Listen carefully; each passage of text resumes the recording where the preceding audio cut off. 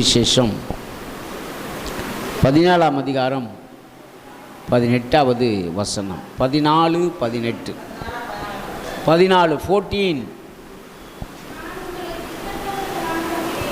நான் உங்களை திக்கற்றவர்களாக விடேன், உங்களிடத்தில் வருவேன். அல்லேலூயா. அருமையான தேவனுடைய பிள்ளைகளே, பல ஆசீர்வாதமான வார்த்தைகளை தேவன் நமக்கு சொல்லி இருக்கிறார். பிரத்யேகமாக இன்றைக்கு அவர் சொன்ன வார்த்தை, நான் உங்களை திக்கற்றவர்களாக விடேன்.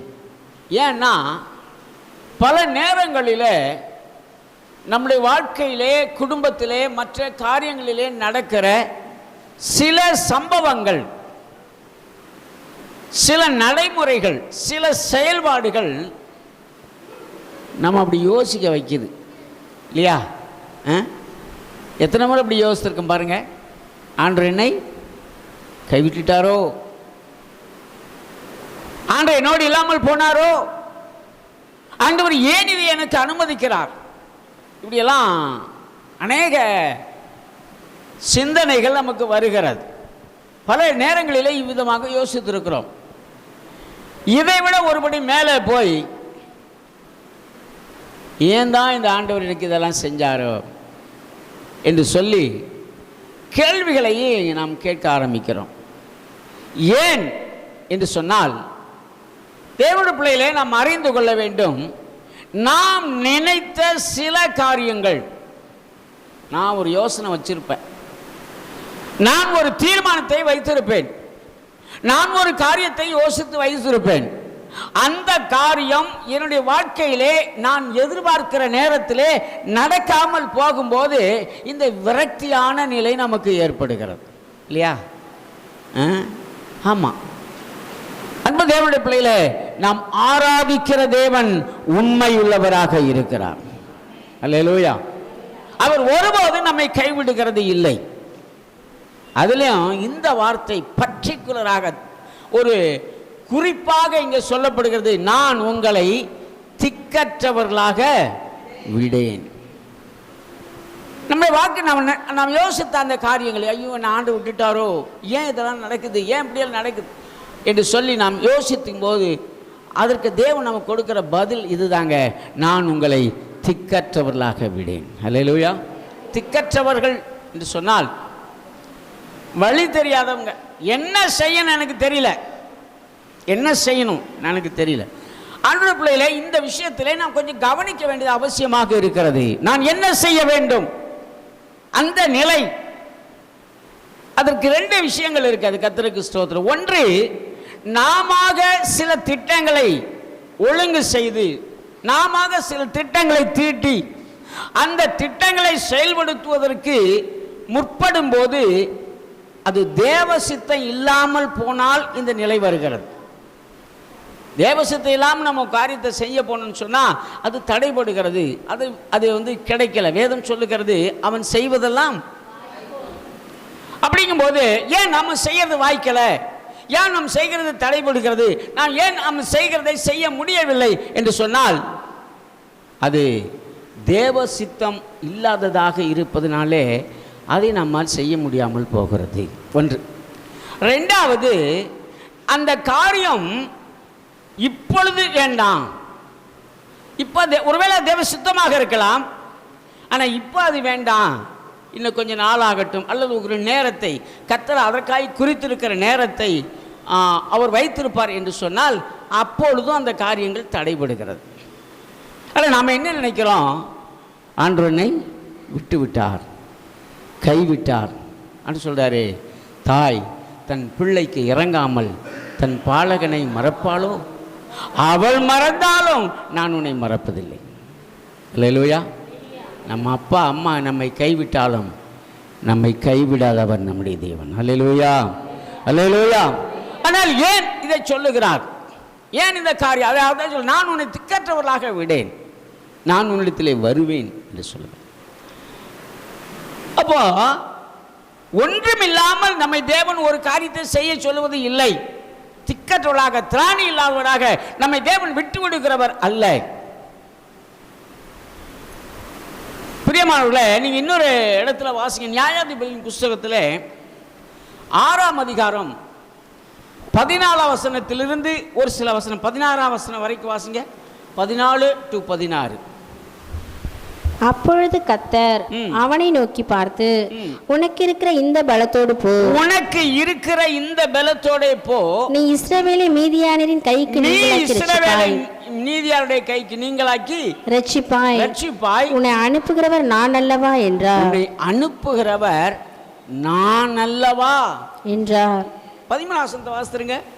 அப்பொழுது கிதியோன் அவரை நோக்கி, என் ஆண்டவனே, என் ஆண்டவரே, கர்த்தர் எங்களோடு இருந்தால் இவைகள் எங்களுக்கு நேரிடுவானேன், இவைகள் எல்லாம் ஏன் எனக்கு நேரிடுகிறது? இதைத்தான் இந்த கேள்வியை கேட்கிறார். கிதியோனை பார்த்து கர்த்தர் சொன்னார், பராக்கிரமசாலியே, கர்த்தர் உன்னோட இருக்கிறார். இதை சொன்ன உடனே அவருக்கு ஒரு ஷாக்கு. அப்பதான் கேட்கிறா, என் ஆண்டவரே, கர்த்தர் என்னோட கூட இருப்பாரானால் ஏன் இவைகள் எல்லாம் எனக்கு நடக்கிறது என்ற ஒரு கேள்வியை அங்கே வைக்கிறார். தேவனுடைய பிள்ளைகளே, கர்த்தர் நம்மோட இருப்பாரானால் ஏன் இவைகள் எல்லாம் நடக்கிறது? அதுதான் சொல்றாரு, உனக்கு இருக்கிற இந்த பலத்தோட போ, உனக்கு இருக்கிற இந்த பலத்தோட போ. அந்த வார்த்தையை நாம் அடிக்கோடிட்டு வாசிக்க வேண்டியது அவசியம். கிதியோன் சொல்றாரு, என் இடத்துல ஒண்ணுமே இல்லப்பா, ஏன் இதெல்லாம் நடக்குது, ஏன் கூட கர்த்தரே இல்லை என்று அவர் அறிக்கை பண்ணுகிறார். இந்த வார்த்தை தான் சொல்லுது, கர்த்தர் என்னோட இருப்பாரானால், in case Lord is with us, கர்த்தர் நம்மோட இருப்பாரானால் ஏன் இதெல்லாம் நடக்குது? அப்ப இதெல்லாம் நடக்கிறத பார்க்கும்போது கிதியோன் அப்படி யோசிக்கிறாரு, என் கூட கர்த்தர் இல்லை. எத்தனையோ முறை நாம் இப்படி யோசித்திருக்கிறோம். என்னோட தேவன் இருப்பாரானால், தேவனுக்கு இறங்குவாரானால், தேவனுக்கு நன்மை செய்கிறவராக இருப்பானால் இந்த காரியங்கள் எல்லாம் ஏன் நடக்கிறது? இதைத்தான் கேட்டார் கிதியோன். அதுக்கு ஆண்டவர் சொன்னாராம், உனக்கு இருக்கிற இந்த பலத்தோட போ. Price the Lord. கிதியோன் சொல்றாரு, என்கிட்ட கர்த்தரே இல்லைங்க, கர்த்தர்னா வேற என்ன இருக்க முடியும்? அவர் நினைச்சிட்டாரு, நான் ஒரு ஜீரோ என்ற ஒண்ணுமே இல்லை அப்படின்னு நினைச்சிட்டார். ஆனா கர்த்தர் சொல்றாரு, இல்ல இல்ல, நீ அப்படி சொல்லாத, உனக்கு இருக்கிற இந்த பலத்தோட கொஞ்சம் பலன் இருக்குல்ல, கொஞ்சம் காரியம் இருக்குல்ல, இந்த பலத்தோட போ, இஸ்ரவேலை மீதியானரின் கைக்கு நீங்களாக்கி ரட்சிப்பாய், இஸ்ரவேலரை மீதியாருடைய கைக்கு நீங்களாக்கி ரட்சிப்பார், உன்னை அனுப்புகிறவர் நான் அல்லவா என்றார். ஏன் அப்படி சொல்றேன்னா, உன்னை அனுப்புகிறவர் நான் அல்லவா. அல்லேலூயா. எனக்கு அருமையான தேவனுடைய பிள்ளைகளே, நம்மை தேவன் அனுப்புவாரானால் அவர் அதைத்தான் சொல்றார், நான் உன்னை அனுப்புகிறேன், நான் இந்த காரியத்தை செய்ய சொல்லுகிறேன், நான் உனக்கு துணை நிற்கிறேன், நான் உன்னோடு கூட இருக்கிறேன். அப்போ எல்லாவற்றையும் செய்ய நமக்கு பலன் இருக்கிறது. ஆமென். அதுதான் சொல்லுகிறார். அப்ப கிதியோனிடத்தில் தேவன் உனக்கு இருக்கிற இந்த பலத்தோடு என்று சொன்னால், ஏதோ ஒரு பலனை கிதியோனிடத்தில் தேவன் பார்க்கிறார். இன்னைக்கு நாம நினைக்கிறோம், எங்களால் ஒண்ணுமே செய்ய முடியாதுங்க. இல்லை அருமையான தேவனுடைய பிள்ளை, இயேசு நம்மோடு இல்லாமல் போனால் நம்மால் ஒன்றும் செய்ய முடியாது. உண்மைதான். எத்தனை பேர் சொல்றீங்க இயேசு என்கிட்ட இல்லைன்ட்டு? அப்படி யாராவது சொல்றீங்களா? அப்ப எல்லாருமே நம்ம என்ன சொல்றோம், இயேசு நம்மோடு. சந்தோஷமா சொல்லுங்க, இயேசு என்னோடு இருக்கிறார். அல்லேலூயா, அல்லேலூயா. அப்ப இயேசு என்னோட இருந்தால் எல்லாவற்றையும் செய்ய எனக்கு பலன் இருக்கிறது.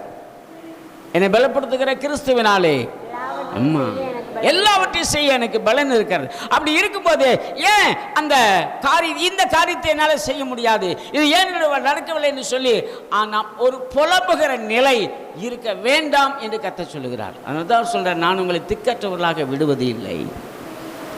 வெறுமையான உன்னை அனுப்புறதே கிடையாது, உன்கிட்ட ஒண்ணுமே இல்லை அப்படின்னு சொல்லி உன்னை அனுப்புறதே இல்லை. அப்போ ஏதோ ஒன்று நம்மிடத்தில் இருக்கிறதை தேவன் பார்க்கிறார். அல்ல ஏதோ ஒன்றை ஆயத்தம் செய்து விட்டு நம்மை இந்த காரியத்தை செய்யும்படி சொல்லுகிறார். ஒரு ப்ராஜெக்ட், ஒரு திட்டம், ஒரு காரியத்தை செய்ய சொல்லும் முன்னதாக நமக்கு தேவன் என்ன செய்கிறார்? முன்னாடி யாத்திராகமம் 23:20 வாசிங்க, ரொம்ப தெளிவாக இருக்குது அதில். யாத்திராகமம் 23:20.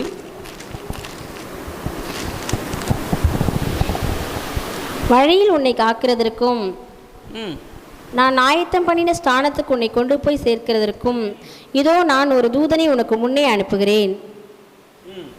அவர் சமூகத்தில் எச்சரிக்கையாயிருந்து அவர் வாக்குக்கு செவிக்கொடு, அவரை கோபப்படுத்தாதே, உங்கள் துரோகங்களை அவர் பொறுப்பதில்லை, நாமம் இருக்கிறது. அவர் என்ன சொல்றாரு? ஆரம்பத்திலிருந்து வாசிங்கம்மா, மறுபடியும் அந்த வசனத்தை, மறுபடியும் அந்த வசனத்தை வாசிங்க.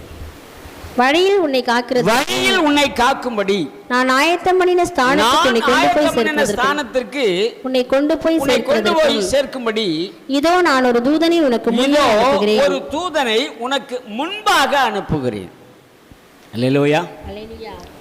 உனக்கு ஆயத்தம் பண்ணின ஸ்தானத்தை, இடத்தை நீ அடையும்படி. இப்ப பாருங்க, நமக்காக தேவன் ஆயத்தம் பண்ணி இருக்கிற ஸ்தானம், ஒரு இடம், ஒரு நிலை, ஒரு பொசிஷன், ஒரு திட்டம், ஒரு இலக்கு, அது எதுவாக இருந்தாலும் சரி, அந்த இலக்கை நாம் போய் அடைய வேண்டும் என்று கர்த்தர் விரும்புகிறார். அல்லேலூயா. அதற்காகத்தான் நாம போறதுக்கு முன்னாடியே ஆண்டவர் என்ன செய்றாரா? ஒரு தூதனை அனுப்பி விடுகிறார்.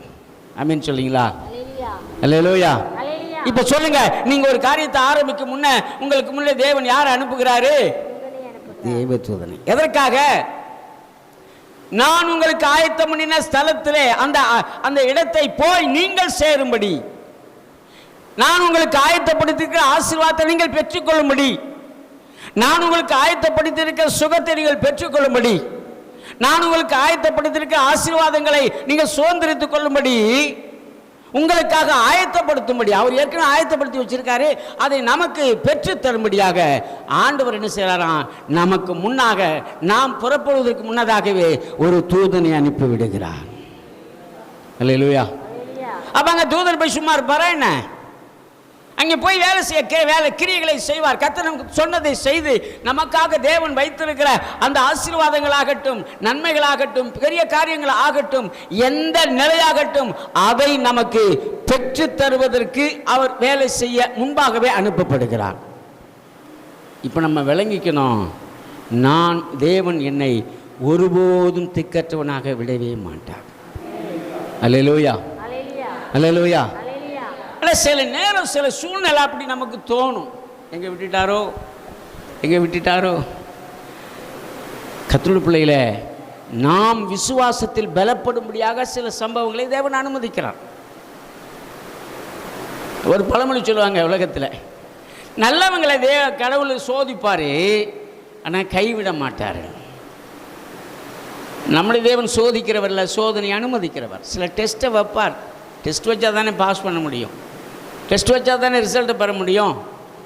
ஆக நம்முடைய வாழ்க்கையில் விசுவாசத்தில் சின்ன சின்ன சோதனைகள் ஒருவேளை வரலாம், ஆனால் சோர்ந்து போகாதிருப்போம்.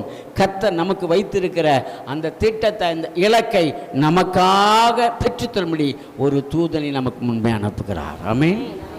ஆகவே அருமையானவர்களே, ஒருபோது நாம் இப்படி யோசிக்க கூடாது, நான் உன்னை தேவன் என்னை திக்கற்றவனாக விட்டு விட்டார். இல்லை, அதனால தான் சொல்றார், நான் உங்களை திக்கற்றவர்களாக விடேன், நான் உங்களிடத்தில் வருவேன், நான் உன்னை ஆசீர்வதிப்பேன், நான் உனக்கு நன்மை செய்வேன், நீ வேண்டிக் கொண்டதை எனக்கு சித்தமான நேரத்தில் அதை உனக்கு கொடுப்பேன். அங்கே தான் அந்த விஷயம், தமக்கு சித்தமான நேரம் நான் வேண்டிக் கொள்கிறோம். நான் கேட்கிற ஆண்டவரிடத்தில் அந்த கேட்கிற காரியங்களை நமக்கு தேவன் கொடுக்க வல்லமை உள்ளவர், விருப்பம் உள்ளவர். கேள் இடத்துல கேட்கிற எவனும், ஆமா, எவனும் பெற்றுக்கொள்கிறான். அப்ப கேட்கிறதே தேவன் நமக்கு தருகிறார். எப்பொழுது தருகிறார் என்பதுதான் இங்கே கேள்விக்குறி. கேட்ட உடனே கிடைக்கிறதுக்கு இருக்கு, கேட்ட உடனே சில விஷயங்களை நம்ம கொடுத்துருவார். ஆனால் சில விஷயங்களை அவருக்கு சித்தமான நேரத்திலே நமக்கு தருவார். அல்லேலூயா. அப்ப நம்ம என்ன பண்ணணும்னா, கேட்கணும், அதை கொடுக்கும் வரைக்கும் காத்திருந்து பெற்றுக்கொள்ளணும். அல்லேலூயா. அதுதான் வேதம் சொல்லுகிறது. நீண்ட நாள் காத்திருத்தல் இருதயத்தை இளைக்க பண்ணும். உண்மைதான். ரொம்ப நாள் வெயிட் பண்ண சோர்ந்து போக வருதான். ஆனால் விரும்பினது நமக்கு கிடைக்கும் போது அல்லது கேட்டது நமக்கு கிடைக்கும் போது அது ஜீவ விருட்சம் போல இருக்கும்.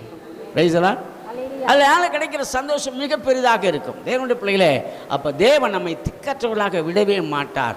ஏன்னா அவர் நம்மோடு கூட இருக்கிறார். ரைசலா அல்லேலூயா. நமக்காக ஒரு தூதனை அனுப்பி விடுகிறார். எந்த சூழ்நிலையிலும் நாம் சோர்ந்து போக வேண்டாம். எந்த சூழ்நிலையிலும் நாம் மனம் தளர்ந்து போக வேண்டாம். காரணம், நாம் ஆராதிக்கிற தேவன் நம்மோடு இருந்து நாம் செய்ய வேண்டிய நாம் பெற்றுக்கொள்ள வேண்டிய அந்த இலக்குக்கு நேராக நம்மை நடத்தி கொண்டு போக வல்லமையுள்ளவராக இருக்கிறார். ஆமென். அல்லேலூயா. சரி, இப்போ வாசிங்க பார்ப்போம். கர்த்தருக்கு ஸ்தோத்திரம். ஆதியாகமத்தின் புஸ்தகத்தில் ஒரு சம்பவத்தை வாசிப்போம். 22ஆம் அதிகாரம் 9ஆம் வசனத்திலிருந்து ஒரு சில வசனங்களை வாசிப்போம். தேவன் அவனுக்கு சொல்லியிருந்த இடத்துக்கு வந்தார்கள். நன்றா கவனிக்க. தேவன் அவனுக்கு சொல்லி இருந்த இடத்திற்கு வந்தார்கள். அங்கே ஆபிரகாம் ஒரு பலிபீடத்தை உண்டாக்கி கட்டைகளை அடுக்கி தன் குமாரனாகிய ஈசாக்கை கட்டி அந்த பலிபீடத்தில் அடுக்கிய கட்டைகளின் மேல் அவனை கிடத்தினான். பின்பு ஆபிரகாம் தன் குமாரனை வெட்டும்படிக்கு தன் கையை நீட்டி கத்தியை எடுத்தான். போதும். இங்க பாருங்க, தேவன் தனக்கு சொல்லி இந்த இடத்துக்கு போனான். எந்த இடத்திற்கு வசனம் சொல்லுகிறது, தனக்கு சொல்லி. இந்த மோரியா மலை தனக்கு சொல்லி இந்த இடம். ஆபிரகாமுக்கு கர்த்தர் சொன்னார், நான் உனக்கு அந்த மலைக்கு போய், நான் உனக்கு காண்பித்த மலைக்கு போய் என்று சொன்னார். அந்த இடத்திற்கு போனான். எனக்கு அருமையான தேவனுடைய பிள்ளைகளே, நேர்த்தியாய் நம்மை வழி நடத்துகிற நம்முடைய தேவன். நான் உனக்கு போதித்து நீ நடக்க வேண்டிய வழியை காட்டுவேன். அவர் நம்மை வழி நடத்துகிறவர், நம்மை போதிக்கிறவர், நம்மை கரம் பிடித்திருக்கிறவர், நம்மை நடத்தி கொண்டு போகிறவர். சொன்னார். அங்கே சொல்றது வசனம், தேவன் தனக்கு காண்பிக்கிற இடத்திற்கு போனான். ஃபர்ஸ்ட் இடம் முக்கியம். எங்கே போகணும், என்ன பண்ணணும், இது ரொம்ப முக்கியம். ஆபிரகாமுக்கு கர்த்தர் சொல்லியிருந்தார். என்ன சொன்னார்கிறது நமக்கு தெரியும். நீண்ட நாளைக்கு பிறகு சுமார் 100 வயதில் ஆபிரகாமுக்கு கொடுக்கப்பட்ட குமாரனாகிய ஈசாக்கை அந்த மலையில போய் எனக்காக தகன பலியிடு என்று சொன்னார். நான் ஆரம்பத்தில் இந்த வசனத்தை வாசிக்கும் போது ரொம்ப வருத்தப்பட்டேன். ஆண்டவர், இவ்வளவு கொடூரமான தேவனா நம்முடைய தேவன். என்னப்பா 100 வருஷம் கழிச்சு ஒரு குழந்தைய கொடுத்தீர், நீங்க தான் அதை கொடுத்தீங்க. கொடுத்து இத்தனை வயசு, கிட்டத்தட்ட ஒரு மேபி ஒரு 7-8 வயசு இருக்கலாம், அல்லது ஒரு 12 வயதுக்குள்ளாகத்தான் அந்த சம்பவம் நடந்திருக்க கூடும் என்று நினைக்கிறேன். இவ்வளவு வளர்ந்த பிற்பாடு அவனை கொண்டு போய் பலியிட சொல்லுகிறீரே, கொஞ்சம் இரக்கமுள்ளவர் மாதிரி எனக்கு தெரியலங்கிற மாதிரி நான் யோசித்தேன். அநேகர் அப்படித்தான் யோசிக்கிறோம். தேவனுடைய பிள்ளைகளே, சில நேரங்களில் கர்த்தர் நமக்கு சொல்லுகிற காரியம் இப்படி தான் இருக்கும். அல்லேலூயா. அதனாலே நமக்கு நஷ்டம் வரும்போது என்று தோணலாம், அதனால் நமக்கு வீழ்ச்சி வரும் என்று நாம் தோணலாம், அதனால் நம்முடைய காரியங்கள் எல்லாம் அஸ்தமித்து போகும் என்ற நிலை கூட தோணலாம். ஆனால் ஆபிரகாம் அதை குறித்தெல்லாம் யோசிக்கல. கர்த்தர் சொன்னார், நீ போய் என்ன செய், நான் உனக்கு அந்த மலையில் அவனை பலியிடு என்று சொல்லி. இதை கேட்டுக்கொண்ட உடனே ஆபிரகாம் ஆயத்தமாகிட்டார், ரெடி ஆகிட்டார். உடனே புறப்பட்டார். கழுதையை வச்சு சேனம் கட்டினார். வேலைக்காரன் கொஞ்சம் பேர்த்து அனுப்பிச்சார். கொஞ்சம் விறகு எடுத்து கழுதையில் வச்சார். பையனை கையில் பிடிச்சார். நேராக போய்கிட்டே இருந்தார். சாராளுக்கு தெரியாது, எங்கே போகிறாருன்னு தெரியாது. அல்லேலூயா. ஏன் சாராள்கிட்ட சொல்லியிருக்க மாட்டார் நீங்கள் நினைக்கிறீங்க? சொல்லியிருப்பாரா சொல்லியிருக்க மாட்டாரா அப்படின்னா கண்டிப்பாக ஆபிரகாம் சொல்லியிருக்க மாட்டாருன்னு தான் நான் நினைக்கிறேன். ஏன்னா சாராள்கிட்ட இந்த விஷயத்தை சொன்னால் அவங்க வேறு வகையாக திருப்பி விட்டுருவாங்க. ஏற்கனவே இப்படி திருப்பி விட்டாங்க. ஆமென். ஆமாம், இல்லை கர்த்தர் சொன்னது நடக்கலை, ஆகினால என்ன செய்யுங்க, வேறொரு கல்யாணத்தை பண்ணிக்கோன்னு சொல்லி திசை திருப்பி விட்டவர்கள் தான் இந்த சாராள். எனக்கு அருமையான தேவனுடைய பிள்ளைகளே, தேவ திட்டத்தை மாற்றுகிறது யாருடைய வேலைன்னா பிசாசுடைய வேலை. அல்லேலூயா. நான் இப்படி யோசிக்கிறேன், ஒருவேளை ஆதாம் ஏவாளும் தேவன் சொல்லியிருந்த அந்த காரியத்தை, அதாவது செய்யக்கூடாது என்று சொன்ன அந்த காரியத்தை செய்யாது இருந்திருப்பார்களானால் இந்த உலகத்தில் தேவன் ஆசீர்வாதத்தை கொண்டு வருவது அல்லது அவர்களை கொண்டு இந்த பூமியை நிரப்புவது என்பது வேறு ஏதோ ஒரு திட்டம் வைத்திருக்க கூடும். ஏதோ ஒரு பிளான் இருந்திருக்கும் கத்திரிடத்தில். ஆனால் பிசாசு என்ன பண்ணிட்டான், அந்த திட்டத்தை உடைக்கும்படி இவர்களை திசை திருப்பி விட்டுட்டான். இன்றைக்கும் பிசாசு அப்படி தான் பண்ணிகிட்ருக்கான். நமக்காக தேவன் வைத்திருக்கிற திட்டம் அதைத்தான் சொன்னார், நான் உங்களுக்கு ஆயத்தம் பண்ணின அந்த இடம், நான் வந்து ஆயத்தம் பண்ணின அந்த ஸ்தலம், நான் ஆயத்தம் பண்ணின அந்த ஸ்தானம், ஒரு பொசிஷன். நம்முடைய வாழ்க்கையிலே கர்த்தர் நமக்காக ஒரு பொசிஷன், ஒரு ஆயத்தத்தை, ஒரு நிலையை வைத்திருக்கிறார். அந்த இடத்தை பெற வேண்டும் என்பது தேவ சித்தம். ஆனால் பிசாசு என்ன பண்ணால், அந்த இடத்த நம்ம பெறக்கூடாதபடி நம்முடைய சிந்தையை அப்படி ஜஸ்ட் ஒரு திருப்பி விட்டுருவான், திசை திருப்பி. அதனால தான் ஆபிரகாம் வந்து சாராட்ட சொல்லலையோன்னு நான் நினைக்கிறேன். கர்த்தருக்கு ஸ்தோத்திரம்.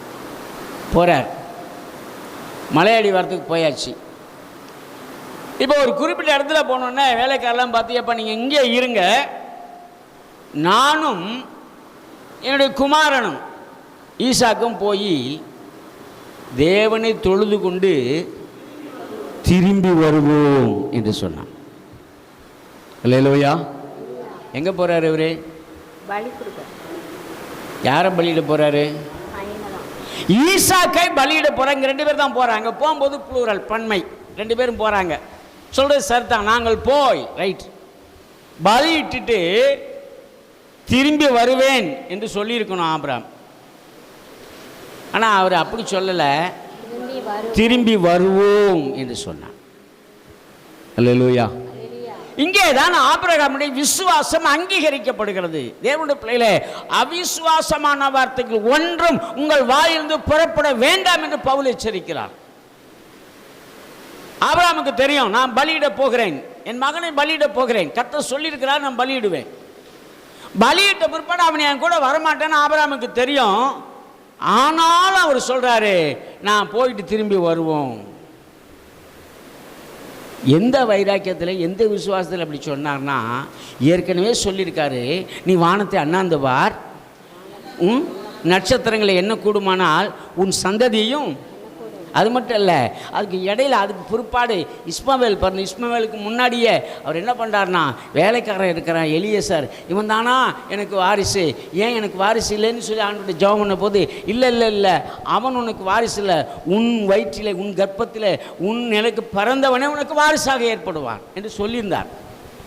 அதெல்லாம் ஒரு மைண்டில் வச்சு தான் இவன் தான் வாரிசாகி வரப்போகிறவன், இவனை ஒருபோதும் தேவனை அழிக்க மாட்டார், ஒருவேளை அப்படி பலியிட்டாலும் திரும்ப அவனை உயிர்ப்பிக்க பண்ணுவார் என்ற நம்பிக்கை ஆபிரகாம் இடத்துல இருந்தது. அல்லேலூயா. இந்த கருமையான கர்த்தருடைய பிள்ளையில எவ்வளோ ஆழமான ஒரு விசுவாசம். இன்னைக்கு நாம் அப்படி விசுவாசிக்கணும். சூழ்நிலையை பார்த்து அப்படி நம்ம பேசக்கூடாது. சூழ்நிலைகள் மாறாக இருந்தாலும், சூழ்நிலைகள் வித்தியாசமாக இருந்தாலும், இவைகள் எல்லாவற்றிலும் இருந்து நம்மை விடுதலையாக்கி நம்மை குறித்த நோக்கத்தை நிறைவேற்றுவதற்கு தேவன் வல்லமையுள்ளவராக இருக்கிறார். Praise the Lord. அல்லேலூயா. இல்லைங்க, அதுக்குரிய வாய்ப்பே இல்லைங்க. No chance. எல்லாரும் சொல்லிட்டாங்க, இன்னும் பிழைக்கவே முடியாது, இனி நடக்காது, இனி போகாது, இல்லை இல்லை இல்லை எல்லாரும் சொல்லிட்டாங்க. ஆனால் எல்லாரும் சொல்லலாம்ப்பா, இயேசு சொன்னார், நான் ஆசீர்வதிக்கப்படுவேன். அல்லேலூயா.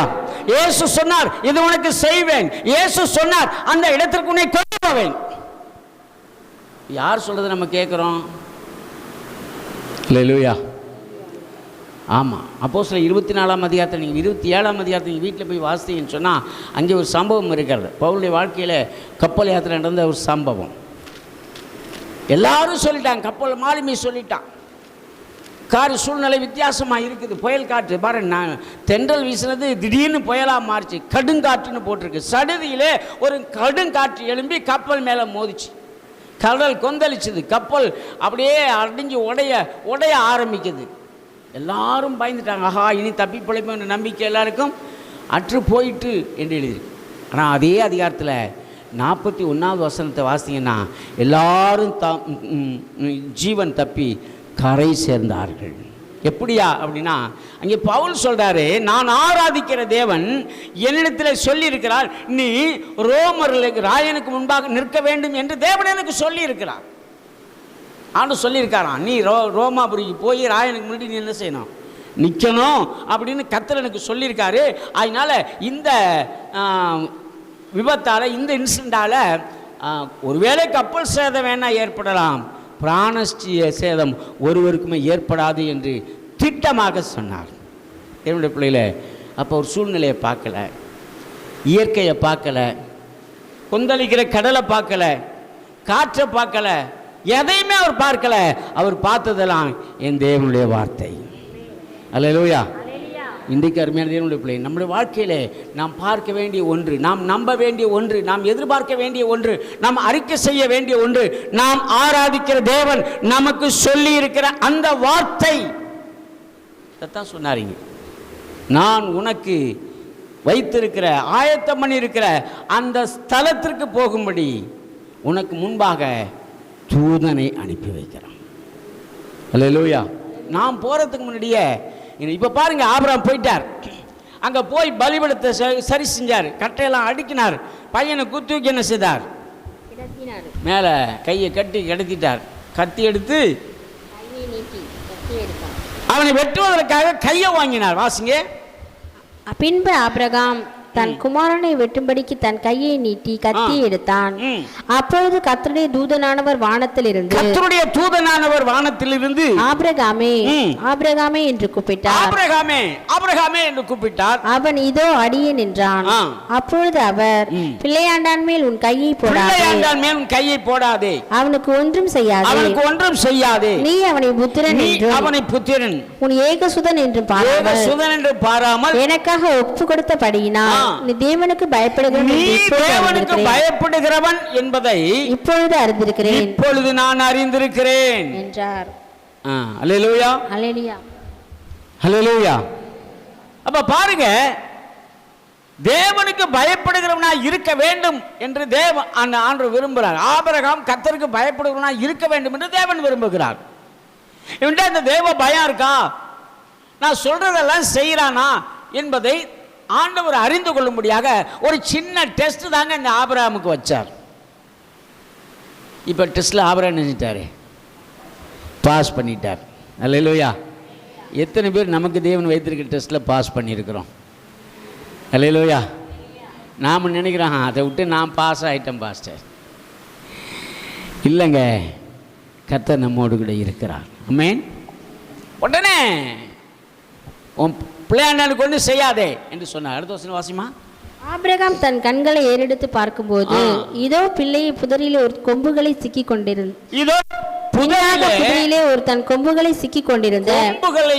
கொண்டிருந்த ஒரு ஆட்டுக்கடாவை கண்டான். அப்பொழுது ஆபிரகாம் போய் அதை பிடிச்சிட்டு வந்து பலிட்டான்னு சொல்லி அந்த வசனம் முடிக்கிறது. கவனிங்க. இப்போ நான் சொல்ல, இந்த ஆட்டுக்கடை எப்போ சிக்கிச்சு? ஏற்கனவே அந்த குறிக்கப்பட்ட இடத்துல போய் ஆண்டு சொல்லிக்கப்படி தூதனே அந்த ஆட்டை அழைச்சிட்டு போயிருப்பான்னு நான் நினைக்கிறேன். கொண்டு போய் அங்கே 30 சிக்க வைத்திருக்கிறார். என்னுடைய பிள்ளைகளை நான் கவனிக்க வேண்டும். கர்த்தர் நமக்கு சொன்னதை நாம் செய்ய ஆரம்பிக்கும் போது, கர்த்தர் நமக்கு சொன்னதை செய்ய நாம் முற்படும் போது, கர்த்தர் நமக்கு சொன்னதை நாம் செய்ய பிரயாசப்படும் போது, நமக்கு முன்பாக தேவன் தம்முடைய தூதனை அனுப்பி அதற்குரிய காரியங்களை அங்கே ஆயத்தம் பண்ணி வைத்திருப்பார். ஆமாம், இன்றைக்கி யோசித்து பாருங்கள், ஆபிரகாமுக்காக கர்த்தர் ஒரு ஆட்டுக்கிடாவை ஆயத்தம் பண்ணினார். அல்லேலூயா. இன்றைக்கி ஆபிரகாம் தேவனை தான் நாம் ஆராதிக்கிறோம். நமக்காகவும் கர்த்தர் ஒரு காரியத்தை ஆயத்தம் பண்ணுவார். அல்லேலூயா. இல்லைன்னு நினைக்காதீங்க, ஐயோ இந்த புதுவான சம்பவம் இது நடந்தால் இப்படி ஆடுமோ அப்படியா யோசிக்காதீங்க. நமக்காக தேவன் ஆயத்தம் பண்ணுகிறவராக இருக்கிறார். அல்லேலூயா. ரெண்டாவது ஒரு காரியத்தை வாசித்துருங்க. கர்த்தருக்கு ஸ்தோத்திரம். யாத்ராகமத்தின் புஸ்தகத்திலே 4ஆம் அதிகாரம் 2வது வசனம். யாத்ராகமம் 4:2 வாசிங்க.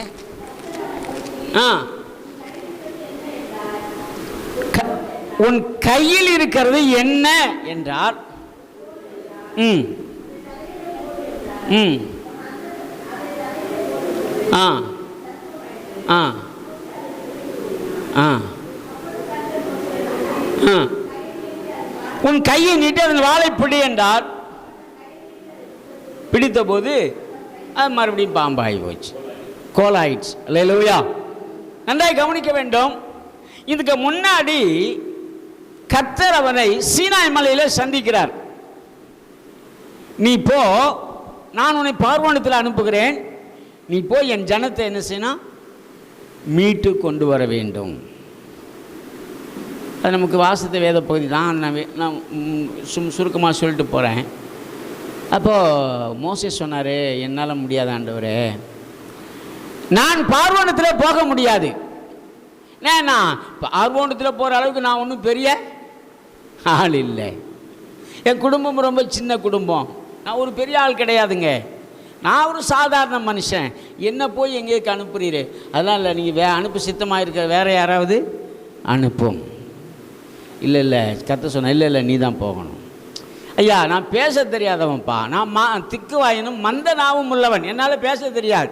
நான் பார்வோனேன்னு சொல்கிறதுக்கு அங்கே போய் அரை மணி நேரம் திக்கி நிற்குவேன். அதனால் என்னால் முடியாதாண்டவரை, நீ வேறு யாராவது அனுப்புன்னு சொல்லிட்டு அதை மூட பார்த்தார மோசே. இல்லை, ஆண்டவர் விடுவதாக இல்லை. அல்லேலூயா. ஏன் தெரியுமா? கர்த்தர் ஒரு மனிதனை கொண்டு ஒரு காரியத்தை செய்ய தீர்மானிச்சிட்டார்னா அவன் எங்கே போனாலும் விட மாட்டார். அல்லேலூயா, அல்லேலூயா. அதுக்கு நானே ஒரு பெரிய சாட்சி. அவனுடைய பெரிய கிருபையினால தமிழ்நாட்டில் இருக்கிற டிபார்ட்மெண்ட்ஸ், அரசாங்க நிறுவனங்களில் 2 தவிர என் பேர் என்ட்ரு ஆகாத டிபார்ட்மெண்ட்டே இருக்காது. 2 டிபார்ட்மெண்ட்டில் என்ட்ரு ஆகலை. ஒரு டிபார்ட்மெண்ட்டில் நான் என்ட்ராக முடியாது, அது போலீஸு. இன்னொரு டிபார்ட்மெண்ட்டுக்கு எனக்கு வாய்ப்பு கிடைக்கல, ரயில்வே. பாக்கி எல்லா டிபார்ட்மெண்ட்லையும் என் பேர் இருக்கும். அல்லேலூயா. நான் எப்படியாவது வேலைக்கு போயிடணுங்க, எப்படியாவது சம்பாதிக்கணும் அப்படின்னு சொல்லி ரொம்ப பிரயாசப்பட்டு அங்கே இங்கே உடிச்சு ஆண்டருக்கு விரோதமாக, ஆண்டோட சித்தத்துக்கு விரோதமாக மாறி கஷ்டப்பட்டு ரொம்ப சிரமப்பட்டு டிபார்ட்மெண்ட்லேயும் வேலையும் வாங்கியாச்சு. அந்த காலத்திலே 1 லட்ச ரூபா லஞ்சம் கொடுத்தது அந்த மாதிரி மோசமான ஆள் நான் தான்.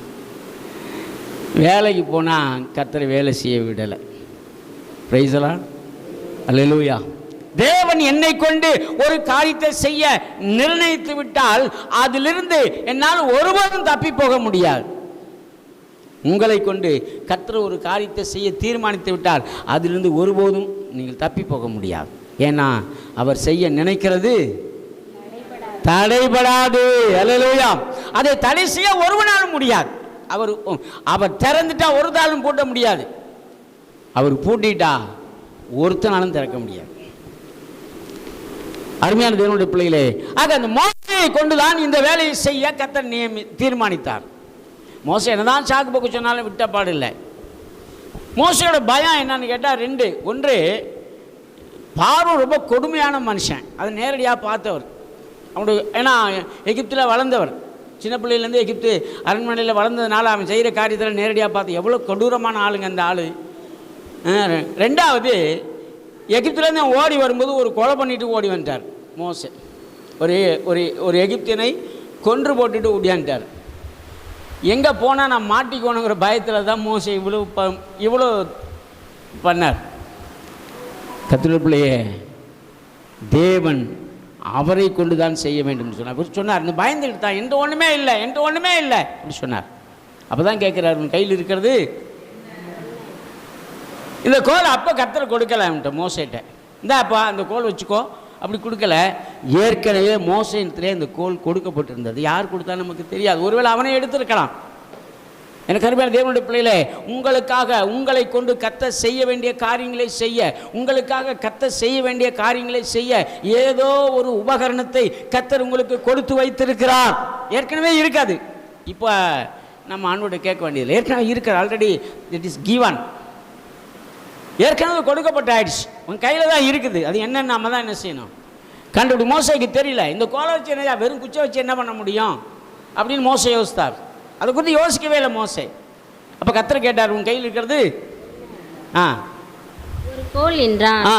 அதை தரையிலே போடு என்றார். போடு என்றார். அவன் அதை தரையிலே போட்டபோது அது சர்ப்பம் ஆயிற்று. தலையில சொல்லுவோமா? நம்ப முடியுதா? நினைச்சு பார்க்க முடியுதா? யாராவது நினைச்சு பார்த்துருப்பாங்க இந்த கோலை தூக்கி போட்டால் அது சர்ப்பமாக மாறுன்னு யாரும் நினைச்சு பார்த்துருப்பாங்களா? அல்லேலூயா. நினையாததை, உன் புத்திக்கு எட்டாதவைகளை, நீ நினையாததும் உனக்கு எட்டாததுமான காரியங்களை செய்கிறவர் நம்முடைய தேவன். அல்லேலூயா. கோலை பாம்பாக மாற்ற தேவனாலே கூடும். பாம்பை கோலாக மாற்றவும் தேவனாலே கூடும். இல்லையில சொல்ல மாட்டேங்கிறீங்களே. எனக்கு அருமையானவர்களே, நம்முடைய தேவன் சர்வ வல்லமை உள்ளவர். சாதாரண ஒரு கோல், ஒரு குச்சி. எங்கள் ஊழியத்தில் இப்படி ஒரு சம்பவம் நடந்துச்சு. நான் ஒளி செய்த ஏரியாவில் சின்ன பெருந்தோட்டம் அப்படின்னு ஒரு ஊர் இருக்குது. சின்ன பெருந்தோட்டம், அதில் சிபிஎம்எல்ல ஒரு ஆள் இருந்தார். சிபிஎம்எல்ல ஒரு ஆள். சிபிஎம்எல்னா கம்யூனிஸ்டில் ரொம்ப தீவிர இயக்கம்.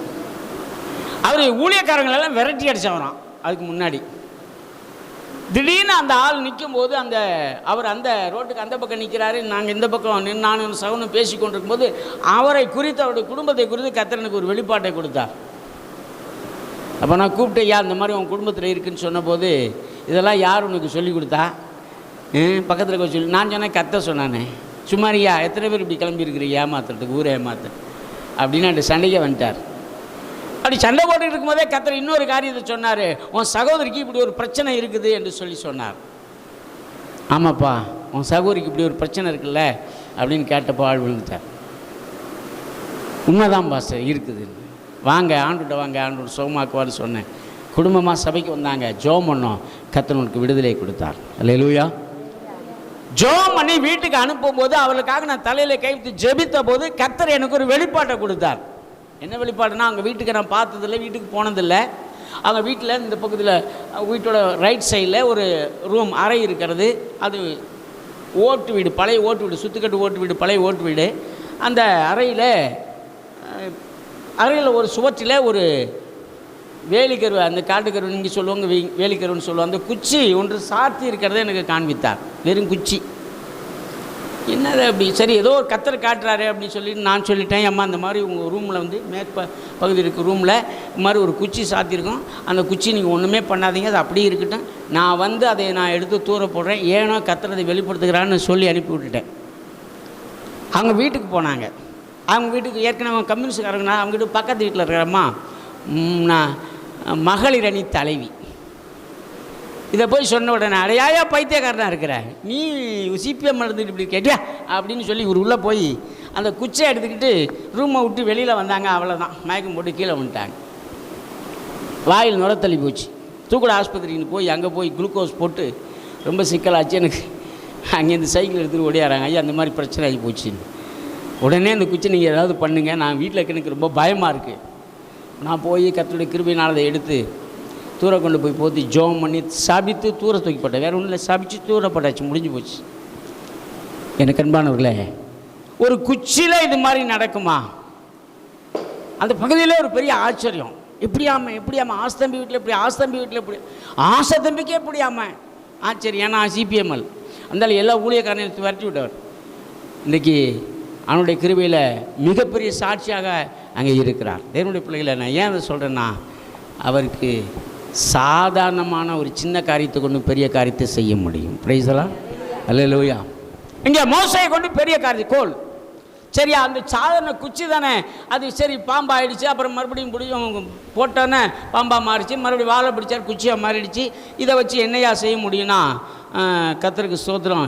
7ஆம் அதிகாரம் 10ஆம் வசனம் வாசிங்க. 7ஆம் அதிகாரம் 10ஆம் வசனம். மோசேயும் ஆரோனும் பார்வோனிடத்தில் போய் கர்த்தர் தங்களுக்கு கட்டளையிட்டபடி செய்தார்கள். ஆரோன் பார்வோனுக்கு முன்பாகவும் அவன் ஊழியக்காரருக்கு முன்பாகவும் தன் கோலை போட்டான், அது சர்ப்பம் ஆயிற்று. அப்பொழுது பார்வோன் சாஸ்திரிகளையும் 7:10 தான் சூனியக்காரரையும் அழைப்பித்தான். அவங்களும் அதே மாதிரி பண்ணாங்க. பிறகு என்ன நடக்குன்னா, அவன் தேவன் அவன் இருதயத்தை கடினப்படுத்தினார் என்று போடப்பட்டிருக்கிறது. கர்த்தர் சொல்லியிருந்தபடி பார்வோனின் இருதயம் கடினப்பட்டது, அவர்களுக்கு செவி கொடாமற் போனான். அப்பொழுது கர்த்தர் மோசேயை நோக்கி, பார்வோனின் இருதயம் கடினமாயிற்று, ஜனங்களை விடமாட்டேன் என்றான். காலமே நீ பார்வோனிடத்துக்கு போ, அவன் நதிக்கு புறப்பட்டு வருவான். நீ அவனுக்கு எதிராக நதியோரத்திலே நின்று சர்ப்பமாக மாறின கோலை உன் கையிலே மாறின அந்த கோலை கையில் எடுத்து அவனை நோக்கி, வனாந்தரத்திலே எனக்கு ஆராதனை செய்ய என் ஜனங்களை அனுப்பிவிட வேண்டும் என்று சொல்லும்படி எபிரேயருடைய தேவனாகிய கர்த்தர் என்னை உம்மிடத்துக்கு அனுப்பியும் இதுவரைக்கும் நீர் கேளாமற் போனீர். இதோ என் கையில் இருக்கிற கோலினால் நதியில் இருக்கிற தண்ணீர் மேல் அடிப்பேன், அப்பொழுது அது ரத்தமாய் மாறி. சொல்லுங்களேன். இங்கே அந்த கோல், இந்த பர்டிகுலர் ஸ்டிக் கையில பிடித்திருந்த அந்த கோல், தேவன் சொன்ன அந்த கோல், அதை எடுத்து நதியில் அடித்தார். நைல் நதியில் அடித்தாராம். நைல் நதி முழுவதும் இரத்தமாக மாறி போனது. அல்லேலூயா. அடுத்ததாக இன்னொரு வசனத்தை நீங்க வாசித்தீங்கன்னா 8ஆம் அதிகாரம் 5ஆம் வசனமும் 16ஆம் வசனத்தை வாசிப்போம்.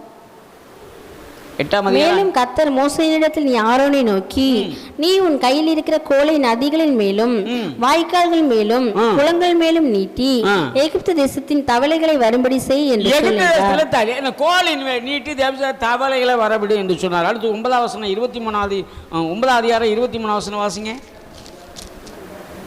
அந்தபடியே மோசே தன் கோலை வானத்திற்கு நேராக நீட்டினான். அப்பொழுது கர்த்தர் இடி முழக்கங்களையும் கல்மழையும் அனுப்பினார். இடி முழக்கங்களையும் கல்மழையும் வர பண்ணினார். 10ஆம் அதிகாரம் 13ஆம் வசனம். அப்படியே மோசே தன் கோலை எகிப்து தேசத்தின் மேல் நீட்டினான். அப்பொழுது கர்த்தர் அன்று பகல் முழுவதும் அன்று ராம் முழுவதும் கீழ்காற்றை தேசத்தின் மேல் வீச பண்ணினார்.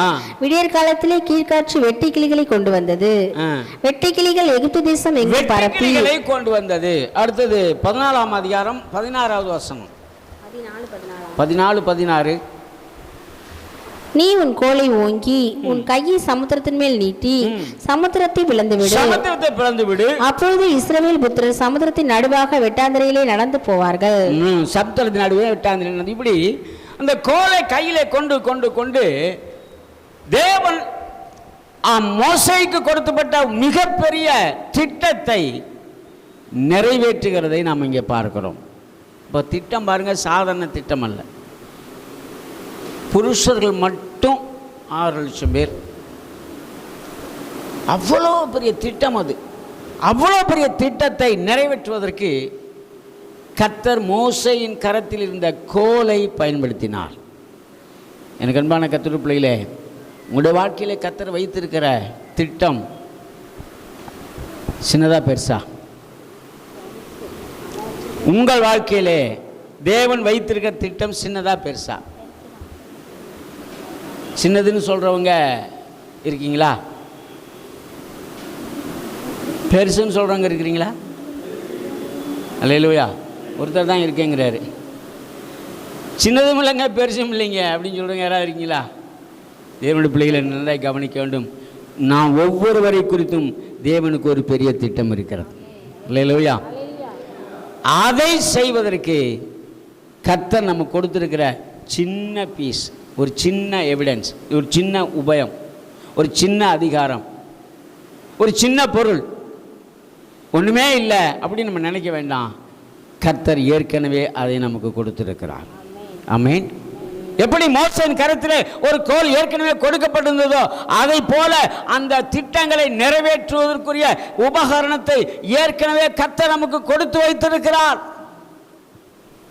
அல்லேலூயா. இல்லைன்னா நம்ம சொல்ல வேணாம். இனி ஏதாவது செய்யுங்க ஆண்டவரே என்ன ஆண்டு சொல்கிறார். ஏற்கனவே எல்லாம் முடிஞ்ச, எவ்ரிதிங் ஃபினிஷ், எல்லாம் முடிந்தது என்று இயேசு சொன்னார். எல்லாத்தையும் நான் செஞ்சு முடிச்சிட்டப்பா. கர்த்தர் எனக்காக யாவையும் செய்து முடிப்பார். எல்லாத்தையும் அவர் செஞ்சு முடிச்சிட்டார். இனி செய்ய வேண்டிய விஷயம் அவருக்கு ஒன்றும் இல்லை.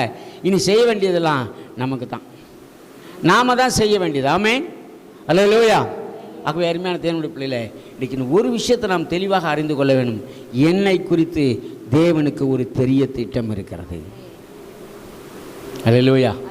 ஏன் நான் படித்தவன் படிக்காதவன், சின்னவன் பெரியவன், தெரிஞ்சவன் தெரியாதவன், பணக்காரன் ஏழை, இதெல்லாம் கிடையாது.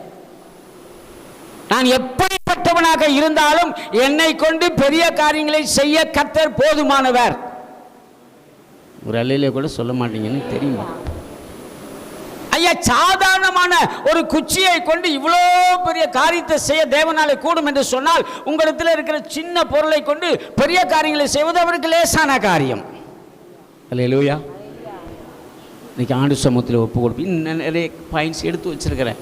கர்த்தருக்கு சித்தமான பின்னாக்களே அதை நாம் குறித்து தியானிப்போம். இன்றைக்கு நான் உங்களை திக்கற்றவர்களாக விடேன்.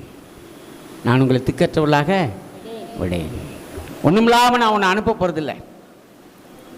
ஒன்றுக்கு உதவாத நிலையில் நான் உன்னை அனுப்ப போவது இல்லை. அன்றைக்கு கிதியோனை பார்த்து சொன்னா, உனக்கு இருக்கிற இந்த பலத்தோட போ,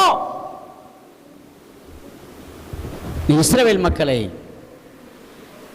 மீதியானரை முறியடிப்பாய்.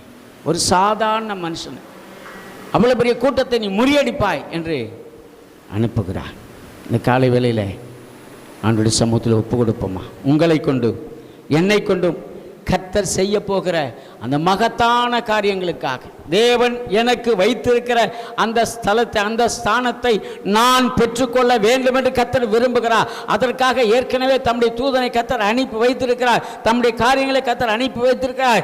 எப்படி ஆபிரகாமுக்காக ஒரு ஆட்டை தேவன் அனுப்பி வைத்தாரோ, எப்படி மோசேக்காக ஒரு கோலை கர்த்தர் அனுப்பி வைத்தாரோ, அதை போல அருமையான சகோதரி சகோதரியே, உங்களுக்காகவும் எனக்காகவும் உங்களை கொண்டு என்னை கொண்டு கர்த்தர் செய்து முடிக்க வேண்டிய மிகப்பெரிய திட்டத்தை நிறைவேற்றும்படிக்கு ஏதோ ஒரு உபகரணத்தை கர்த்தர் அனுப்பி வைத்திருக்கிறார். அது இல்லாமல் நாம் ஒருபோதும் போக போவது இல்லை. அது அவருக்கு லேசான காரியம். பலம் உள்ளவன் பலன் இல்லாதவன், பலம் உள்ளவன் பலன் இல்லாதவன், யாராயிருந்தாலும் உதவிகள் செய்வது லேசான காரியம். உமக்கது லேசான காரியம். மண்ணை பிசைந்து மனிதனை படைப்பது லேசான காரியம். மண்ணை பிசைந்து மனிதனை படைப்பது லேசான காரியம். மண்ணான மனிதர்க்கு மன்னாவை தருவது லேசான காரியம். இயேசுவுக்கு லேசான காரியம், லேசான காரியம். எதுவும் லேசான காரியம். பலமுள்ளவன் பலனற்றவன், பலனுள்ளவன் பலனில்லாதவன், யாராயிருந்தாலும் உதவிகள் செய்வது லேசான காரியம். உமக்கது லேசான காரியம். என் இயேசுவுக்கு லேசான காரியம். நல்ல பிதாவே, நாளுக்காக நன்றி செலுத்துகிறோம். எங்களை கொண்டு பெரிய காரியங்களை செய்வது உமக்கு லேசான காரியம் என்பதை நாங்கள் அறிந்திருக்கிறோம். எங்களிடத்தில் இருக்கிற சின்ன சின்ன காரியங்களை கொண்டு, சின்ன சின்ன பொருட்களை கொண்டு, சின்ன சின்ன விஷயங்களை கொண்டு மகத்தான காரியங்களை செய்ய கர்த்தர் நீ போதுமானவராக இருக்கிறீர். ஆகவே உமக்கு நன்றி சொல்லுகிறோம். இந்த காலை வேளையில் அற்பமாக இருக்கிற, ஒன்றுக்கும் உதவாதவர்களாக இருக்கிற, ஒன்றும் இயலாதவர்களாக இருக்கிற எங்களை கொண்டு நீ பெரிய காரியங்களை செய்ய திட்டமிடித்திற மக்கள் நன்றியோடுமே ஸ்தோத்திரிக்கிறோம். நாங்கள் அதை செய்ய ஒரு விசை எங்களை கர்த்தர் பலப்படுத்தும்படியாய் நான் ஜெபிக்கிறேன். அதற்கு எங்களை ஆயத்தப்படுத்தும், அதற்கு எங்களை தகுதிப்படுத்தும். அதற்கான ஆண்டவரே மகிமையின் பிரசன்னத்தினாலே எங்களை நிரப்பும்படி ஜெபிக்கிறோம். ஒவ்வொருவரும் ஆண்டவரே உமக்காய் பிரகாசிக்க, உமக்காய் எழும்பி நிற்க, உமக்காய் எழும்பி ஓட கர்த்தர்களுக்கு இரக்கம் பாராட்டும்படியாய் ஜெபிக்கிறேன். அற்புதம் செய்வீராக, ஆசீர்வதியும். இயேசுவின் நாமத்தில் வேண்டிக் கொள்கிறோம் நல்ல பிதாவே, ஆமென்.